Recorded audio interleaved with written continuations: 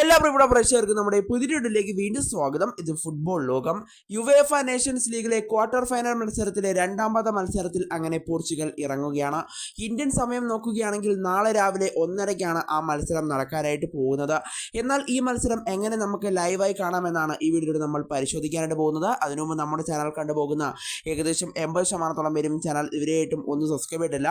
നമ്മുടെ channel 1K എത്താനായി ഇനി മിതമായ സബ്സ്ക്രൈബേഴ്സ് കൂടെ മതി. അതുകൊണ്ട് തന്നെ പറ്റുന്നവരെല്ലാവരും നമ്മുടെ ചാനൽ ഒന്ന് സബ്സ്ക്രൈബ് ചെയ്തിട്ട് വീഡിയോ കാണാൻ ശ്രദ്ധിക്കുക. അപ്പോൾ നമുക്ക് ഇതിനെ വീഡിയോ തന്നെ കടക്കാം.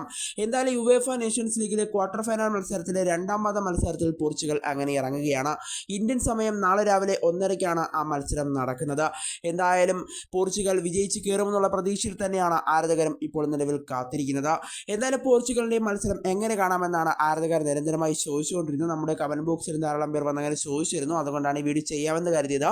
എന്തായാലും ഇപ്പോൾ എങ്ങനെയാണ് ഈ മത്സരം കാണാമെന്ന് നോക്കുകയാണെങ്കിൽ ഫോണിലും അതുപോലെ തന്നെ ടി വിയിലും നമുക്ക് ഈ മത്സരം വീക്ഷിക്കാനായിട്ട് സാധിക്കും.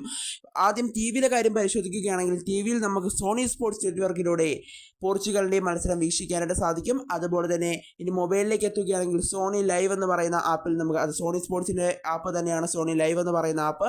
എന്തായാലും സോണി ലൈവ് ആപ്പിൽ നമുക്ക് ഫോണിലും ഈ മത്സരം വീക്ഷിക്കാനായിട്ട് സാധിക്കും. എന്നാൽ സോണി ലൈവ് ആപ്പിൽ നമുക്ക് ഫ്രീ ആയി മത്സരം വീക്ഷിക്കാൻ സാധിക്കില്ല.